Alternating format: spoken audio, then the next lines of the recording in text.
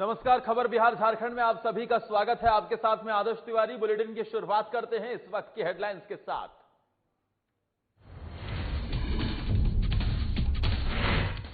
बिहार में कोरोना मरीजों की संख्या पहुंची 80। सूचना जनसंपर्क विभाग के सचिव अनुपम कुमार ने दी जानकारी। सोशल डिस्टेंसिंग का कड़ाई से पालन करने का दिया निर्देश।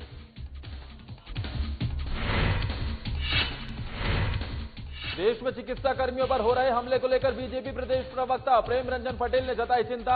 हमले को लेकर विपक्षी पार्टी को ठहराया जिम्मेदार। कहा, विपक्ष के बयान से उपद्रवियों को मिल रहा सह।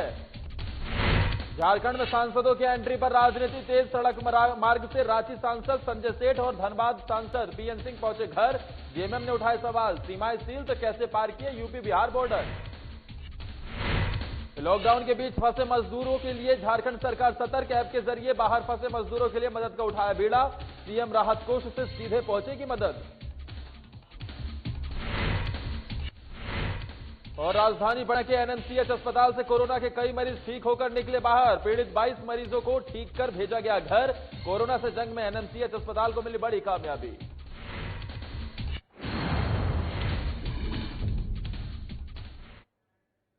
स्वास्थ्य विभाग ने आज पूरे राज्य में कोरोना मरीजों की स्थिति और राज्य के किन किन जिलों में कोरोना के मरीज के पॉजिटिव पाए जाने, कितने मरीज ठीक हुए और कितनों की जांच हुई, इसकी पूरी लिस्ट जारी की है। दरअसल बिहार में कोरोना संक्रमण के अब तक कुल 80 मामले सामने आए हैं। सूचना जनसंपर्क विभाग के सचिव अनुपम कुमार के मुताबिक बिहार में 9000 से ज्यादा संदिग्धों की जांच की गई है। राज्य के 150 आपदा राहत केंद्रों में लगभग 25,378 लाभार्थी लाभ उठा रहे हैं। राज्य के विभिन्न जिलों में पंचायत स्तर पर 1460 क्वारंटीन सेंटर में 13,742 मरीज इलाजरत हैं। बिहार फाउंडेशन के द्वारा चलाए जा रहे 9 राज्यों के 12 शहरों के 55 केंद्रों में 7,22,000 अप्रवासी बिहारी लाभ उठा रहे हैं। बिहार में पैक्स के माध्यम से पंचायत स्तर पर गेहूं की खरीदारी की जाएगी ताकि किसानों को उचित मूल्य मिल सके। इससे पहले व्यापार मंडलों के माध्यम से गेहूं की खरीदारी की जाती थी, जिनकी संख्या सीमित थी। लॉकडाउन में जिन क्षेत्रों में को मोहलत देने का विचार है, उस पर सोशल डिस्टेंसिंग कड़ाई से पालन करने का निर्देश भी दिया गया है।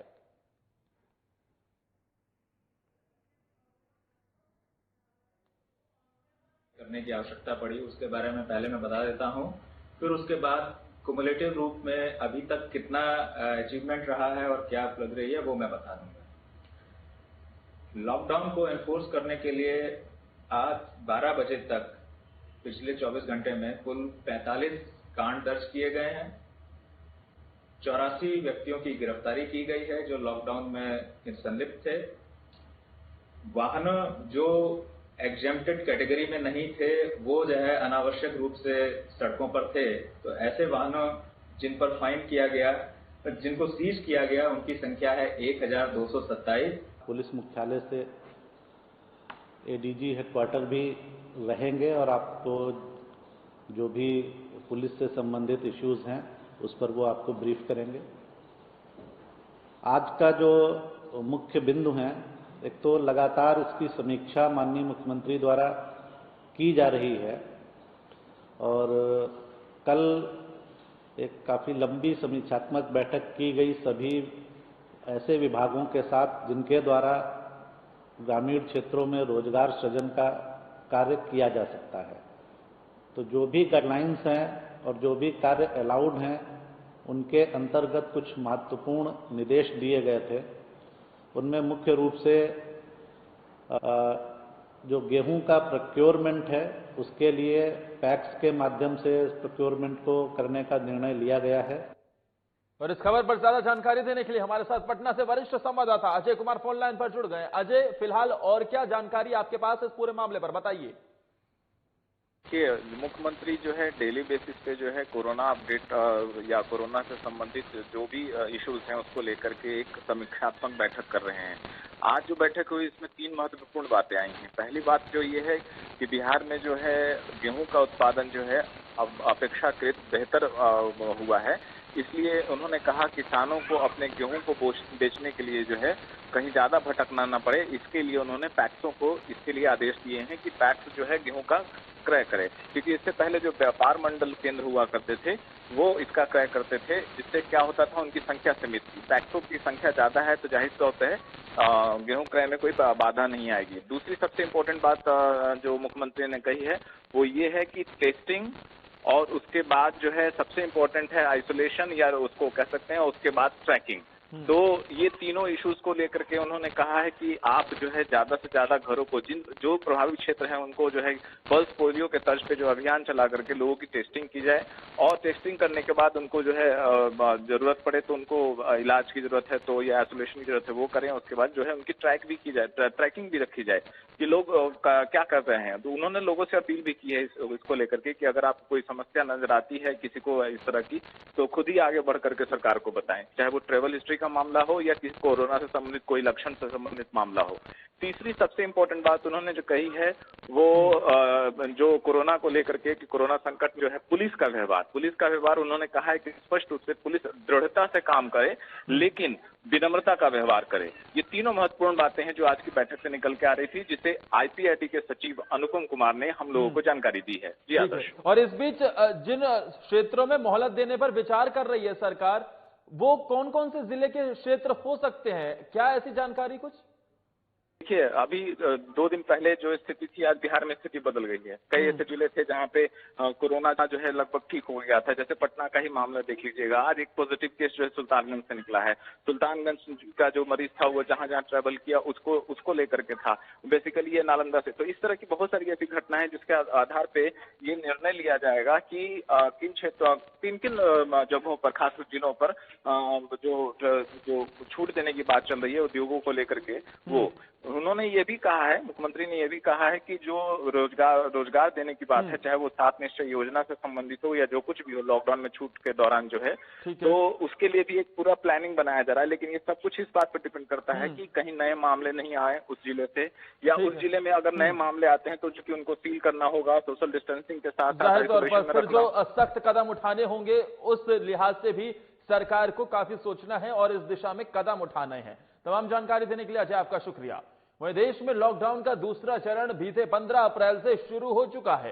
पीएम नरेंद्र मोदी ने इस दूसरे चरण में लॉकडाउन के दौरान और सख्ती बरतने जाने के आदेश दिए थे, लेकिन एक पुरानी कहावत है, समर्थ को नहीं दोष गोसाई।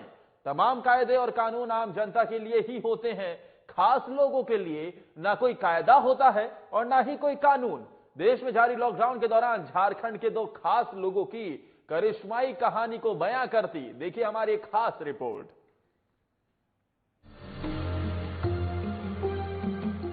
कोरोना वायरस के संक्रमण को रोकने के लिए देश में 23 मार्च की आधी रात से लॉकडाउन लगा हुआ है। वायरस का फैलाव कम नहीं होने के कारण लॉकडाउन की अवधि को दूसरे चरण में 3 मई तक बढ़ा दिया गया है। लॉकडाउन होने के कारण कई राज्यों के लाखों की संख्या में मजदूर और कामगार दूसरे राज्यों में फंसे हैं। आवागमन के तमाम साधनों में सड़क मार्ग, रेल मार्ग और वायु मार्ग को बंद कर दिया गया है। किसी को भी यात्रा करने की मनाही है, जिससे कोरोना वायरस के संक्रमण का खतरा कम से कम हो। लेकिन इसी लॉकडाउन के दौरान तमाम कायदे कानून तोड़कर बीजेपी के रांची सांसद संजय सेठ और धनबाद सांसद बीएन सिंह सड़क मार्ग से दिल्ली से झारखंड पहुंच गए। दोनों सांसदों के झारखंड पहुंचने की खबर जैसे ही विपक्ष को हुई, हंगामा शुरू हो गया। जेएमएम ने तो बाकायदा प्रेस कॉन्फ्रेंस कर दिल्ली और झारखंड के रास्ते में पड़ने वाले राज्य यूपी और बिहार से सवाल पूछा है कि उनकी सीमा में प्रवेश कर दोनों सांसद रांची कैसे पहुंच गए। वहीं झारखंड सरकार से भी मांग की है कि दोनों सांसदों की जांच करवाई जाए और खेलगांव स्थित क्वारंटीन सेंटर में क्वारंटीन रखा जाए। माननीय सांसद श्री संजय सेठ जी का और धनबाद के सांसद माननीय पीएन सिंह जी, अद्भुत कैसे पहुंचे झारखंड, ये आज सवाल है। सड़क मार्ग से यदि आए तो पहला सवाल भारतीय जनता पार्टी के शासित उत्तर प्रदेश में उनको प्रवेश कैसे करने दिया गया। बिहार में भाजपा की सहयोगी जदयू, उन्होंने उनको कैसे प्रवेश होने दिया, और आ भी गए, अंधेरे का लाभ यदि उठाकर झारखंड में भी घुस गए चोरी छुपे, उनको सीधा प्रशासन के पास जाना चाहिए था, जो कोविड हॉस्पिटल है वहां जाके रिपोर्ट करना चाहिए था। तो हम तो मांग करते हैं कि संजय सेठ जी को और पीएन सिंह जी को जल्द से जल्द सरकारी क्वारंटाइन जो डेजिग्नेटेड एरिया है वहां तक पहुंचाया जाए। झारखंड मुक्ति मोर्चा के साथ साथ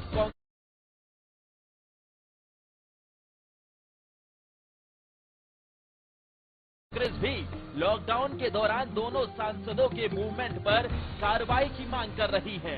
कांग्रेस ने दोनों सांसदों के झारखंड आने पर सवाल उठाते हुए कहा है कि लॉकडाउन में लाखों की संख्या में प्रवासी मजदूर दूसरे राज्यों में फंसे हुए हैं, उनके सामने खाने के लाले पड़े हुए हैं, फिर भी उन्हें घर आने की इजाजत नहीं है। ऐसे में बीजेपी सांसदों का दिल्ली से चलकर झारखंड आना उन मजदूरों की लाचारी और बेचारगी के मुंह पर तमाचा जैसा है।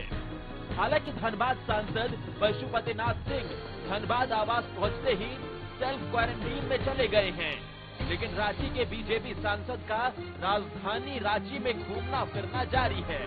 ऐसे में एक खास की लापरवाही कितने ही आम लोगों के लिए खतरे का कारण बन सकता है। देखिए, मैं उन भाजपा नेताओं की खोज कर रहा हूं जो यहां से जब मजदूर जो मजलूम हैं उनको जब साहबगंज और पाकुड़ भेजा गया था, वैसे समय में वो मंत्री के ऊपर कार्रवाई करने की मांग कर रहे थे।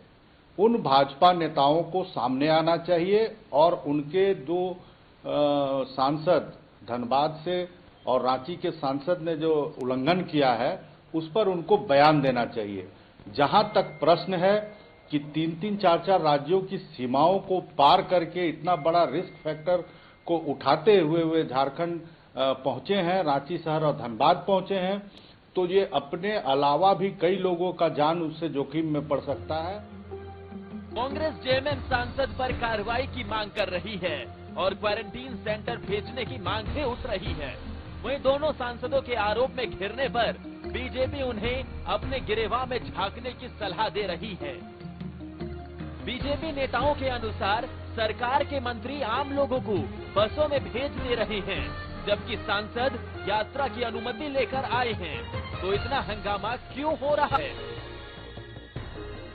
जाहिर सी बात है कि सांसद बीजेपी के हैं और यूपी और बिहार से गुजरकर झारखंड तक पहुंचना इन दोनों सांसदों के लिए कोई मुश्किल नहीं रहा होगा। कोरोना संक्रमण काल के इस भीषण महामारी वाले समय में आज भी कांग्रेस और झारखंड मुक्ति मोर्चा राजनीति कर रही है, जो बहुत खेदजनक है और बहुत ही दुर्भाग्यपूर्ण बात है। आप रांची के सांसद संजय सेठ जी की बात करें या धनबाद के सांसद श्री पीएन सिंह जी की बात करें, दोनों ने बिल्कुल वैलिड पास लिया दिल्ली से। उसके बाद वो रांची तक पहुंचे और रांची से पहुंचने के बाद पीएन सिंह जी की इसकी सूचना जिला प्रशासन को दी। जिला प्रशासन ने उन्हें होम क्वारंटाइन में रहने का आग्रह किया। वो होम क्वारंटाइन में है और संजय सेठ जी ने खुद को सेल्फ आइसोलेशन में रखा है। तो अगर आप इसको राजनीतिक मुद्दा बना रहे हैं तो हम ये बेहद दुर्भाग्यपूर्ण मानते हैं इस पूरी बात को। बीजेपी सांसदों के लॉकडाउन में झारखंड आने के मुद्दे को लेकर पक्ष विपक्ष के बीच जुबानी जंग और राजनीति तेज हो गई है, लेकिन आम जनता ये सवाल जरूर पूछ रही है कि लॉकडाउन में माननीयों को मिलने वाली ये सुविधाएं आखिर आम लोगों के लिए क्यों नहीं हैं? हमने सही ही कहा था ना, समरथ को नहीं दोस्त को साईं। रांची से सहयोगी पंकज के साथ वरिष्ठ संवाददाता राजीव रंजन की रिपोर्ट।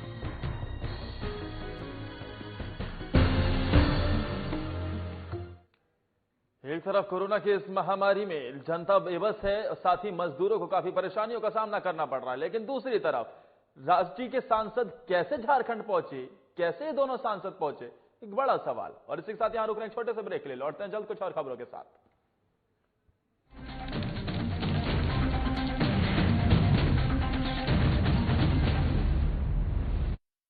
रहने की ताकत दुनिया को हमने दिखाई है, अकेले घर पर रहकर कोरोना की करनी विदाई है। स्वस्थ रहेंगे, स्वस्थ रखेंगे, हर घंटे हम हाथ धोएंगे, ना भीड़ में जाएंगे, ना भीड़ हम बनाएंगे। झारखंड में कोरोना को नहीं फैलने देंगे, सजग रहेंगे, संयमित रहेंगे, अफवाहों को ना हम सुनेंगे।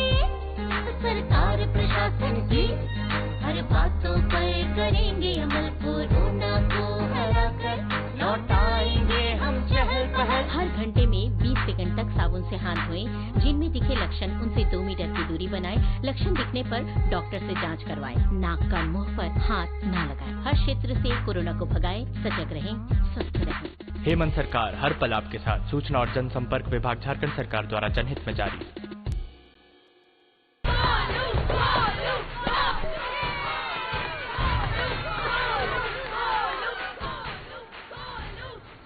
बैटिंग तो अर्जुन कर रहा है, तो सब गोलू के लिए क्यों चीयर कर रहे हैं? वो तो घर पर बैठा है। अरे तुम्हें नहीं पता, वो इसलिए नहीं आया ताकि हमें इन्फेक्शन ना हो। नोवेल कोरोना वायरस बीमारी को फैलने से रोका जा सकता है।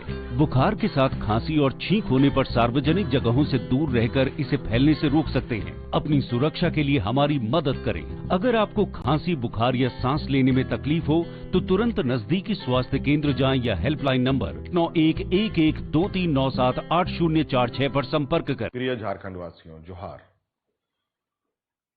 आपको मालूम है हमारे राज्य में लॉकडाउन है और पूरे देश में भी लॉकडाउन है। आज पूरा देश और राज्य एक विकराल संक्रमण से गुजर रहा है। कोरोना वायरस की एक बीमारी फैल रही है, महामारी फैल रही है, और इससे बचाव के लिए हमने राज्य के अंदर में भी लॉकडाउन का आदेश दिया है। आज लॉकडाउन का मतलब है जो जहां है वहीं रहे, कम से कम लोगों के संपर्क में आए। बाकी जितनी भी जरूरत की चीजें हैं, जो घरेलू उपयोग के सामानें हैं, वस्तुएं हैं, वो आप तक कैसे पहुंचे, ये इनकी सुनिश्चित सरकार कर रही है और वो आप तक पहुंचेगी। धन्यवाद।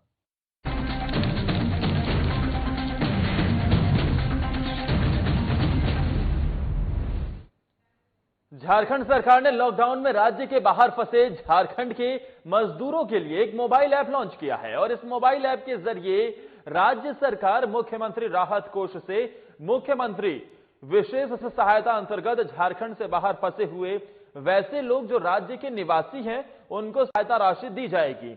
इसके लिए संबंधित व्यक्ति को ऐप के लिंक पर जाकर कुछ जरूरी दस्तावेज डालने होंगे। प्रोजेक्ट बिल्डिंग में इस ऐप की लॉन्चिंग खुद मुख्यमंत्री हेमंत सोरेन ने की और इस मौके पर उन्होंने कहा कि लॉकडाउन में राज्य के बाहर फंसे हुए लोगों के लिए राहत देने के लिए सरकार की तरफ से हर एक कदम उठाए जा रहे हैं।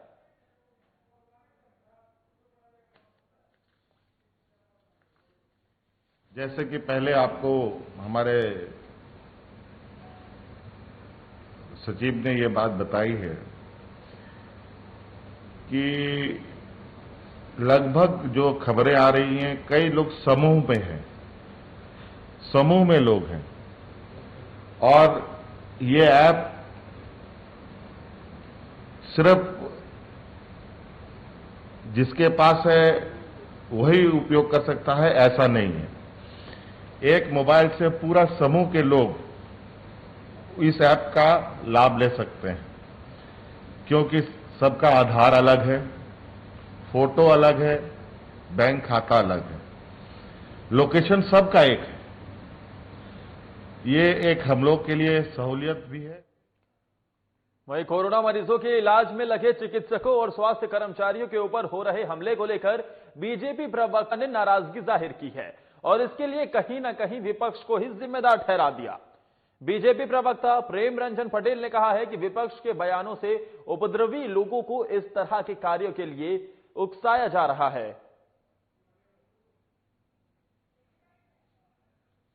नर्सेज या अन्य पदाधिकारियों के साथ जगह जगह जिस प्रकार से व्यवहार किया जा रहा है, ये कहीं न कहीं विपक्ष के द्वारा उकसाए जाने पर और उनका समर्थन करने के कारण हो रहा है। उनके मनोबल को, ऐसे तत्वों के मनोबल को बढ़ाने का काम किया जा रहा है। विपक्ष के लोगों को इस कोरोना महामारी में साथ देने के बजाय इस प्रकार का घृणित काम किया जा रहा है। उनको, इस सभी लोगों को साथ आकर और इस कोरोना की महामारी से निजात पाने की आवश्यकता है। राजधानी पटना का दूसरा सबसे बड़ा अस्पताल पटना सिटी का एनएमसीएच हमेशा से सुर्खियों में रहा है, कभी खराब हालत के कारण तो कभी डॉक्टरों की शिकायत के कारण। लेकिन आज यह अस्पताल कोरोना मरीजों को ठीक करने वाला अस्पताल बनकर सामने आया है, जहां अब तक कोरोना से पीड़ित 22 मरीजों को ठीक करके उनके घर भेजा जा चुका है। वहीं 6 मरीजों का इलाज आइसोलेशन वार्ड में चल रहा है। एनएमसीएच अस्पताल के नोडल कोरोना पदाधिकारी अजय कुमार सिन्हा के नेतृत्व में आज कोरोना से पीड़ित 8 मरीजों को ठीक करके अस्पताल से छुट्टी दे दी गई है, जिसमें सिवान के 6 मरीज और गोपालगंज और गया के एक मरीज शामिल हैं। वहीं डॉक्टरों का कहना है कि शुरुआत में हम लोगों को कोरोना को लेकर जो चुनौती कठिन लग रही थी, वो आज बहुत आसान लग रही है, जिसका नतीजा यह है कि एनएमसीएच से कोरोना से पीड़ित मरीज लगातार ठीक होकर घर जा रहे हैं। वहीं दुबई से लौटे गोपालगंज निवासी रोहित कुमार ने कोरोना पर जिंदगी की जंग जीतने के बाद काफी उत्साहित लहजे में कहा कि कोरोना से घबराने की जरूरत नहीं है, संयम और डॉक्टरों की सलाह को मानते हुए इसे हराया जा सकता है। हालांकि डॉक्टरों द्वारा एनएमसीएच से छोड़े गए 8 मरीजों को अभी 14 दिनों तक होम क्वारंटीन में रहने के निर्देश दिए गए हैं। हम तो गोत्था के रहने वाले हैं, गोपालगंज डिस्ट्रिक्ट। यहाँ पर कितने दिन तक इलाज हुआ?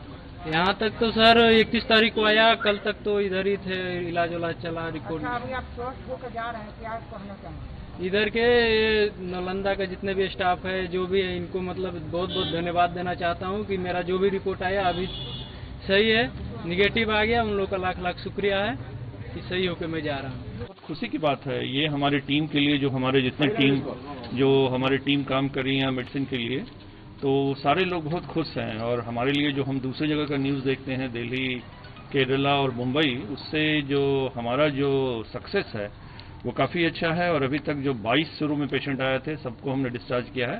हालांकि आज और कल 6 और पेशेंट आ गए हैं, लेकिन जो चुनौती शुरू में बहुत कठिन लग रहा था, अब हम लोग को बड़ा अच्छा लग रहा है। और हमारे सारे जो टीम है बहुत पॉजिटिव मूड में है। चलिए बुलेटिन में आगे बढ़ते हैं। बात रांची के बुंडू की करते हैं, जहां नहाने के क्रम में तालाब में डूबने से आज 2 बच्चियों की मौत हो गई। घटना दशमफोल थाना क्षेत्र के चुरगी पंचायत के लोवा हाथू गांव के बाड़ेदा टोला की है। दोनों बच्चियां 5 वर्ष की बताई जा रही हैं। दोनों बच्चियों की मां जंगल में महुआ चुनने गई थी।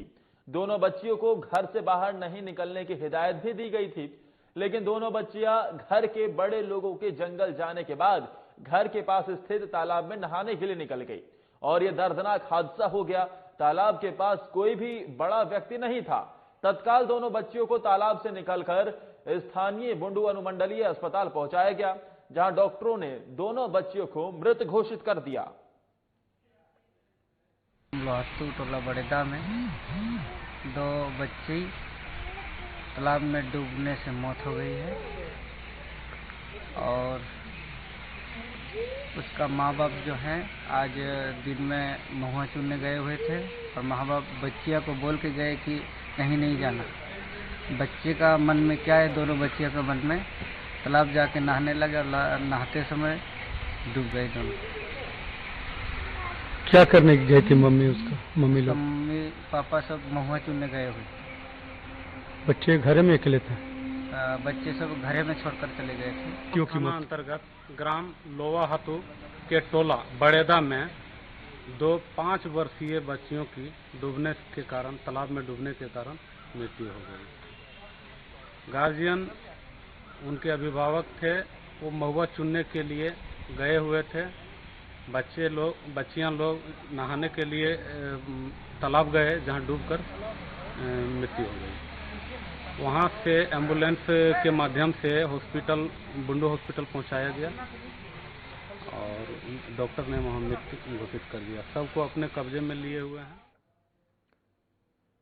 मधुबनी जिले के जयनगर थाना स्थित बेलही गांव के नजदीक कस्बा मरार गांव निवासी शिव कुमार सिंह के मालवाहक गाड़ी को उनके चालक और खलासी के साथ पहले से घात लगाए उसी गांव के 2 लोगों ने अगवा कर लिया।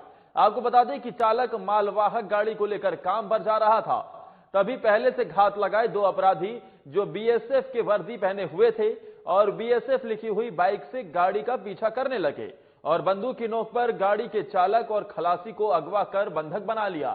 साथ ही गाड़ी के मालिक शिव कुमार से 1 लाख रुपए की फिरौती की मांग की। शिव कुमार सिंह ने इसकी सूचना जयनगर थाना पुलिस को दी, जिसके बाद जयनगर थाना प्रभारी ने त्वरित कार्रवाई करते हुए दलबल के साथ अपराधियों द्वारा बताए गए स्थान पर पहुंची और दोनों अपराधियों को गिरफ्तार कर थाने ले आई।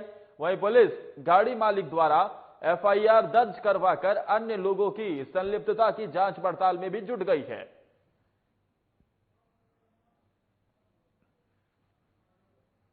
हम लोग भूसा लाने जा रहे थे सर, तब जो है सो बेली टोल के बीच में जो है सो हम लोग रोक लिया, इशारा किया, तब जो है सो सामान भी आके पिस्टल जो है सो हम लोग को उतारा और मार पीटा और गेहूँ होते हुए घर लेके चला गया। तो आप अपने मालिक को आप फोन किए थे कि वही किया था?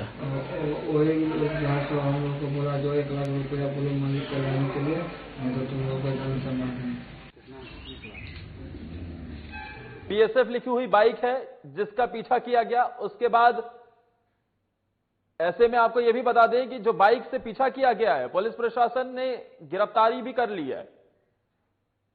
और इसी के साथ इस बुलेटिन में फिलहाल के लिए मेरे साथ नहीं, कल फिर मिलेंगे कुछ और बड़ी खबरों के साथ। तब तक के लिए देखते रहिए आप साधना प्लस।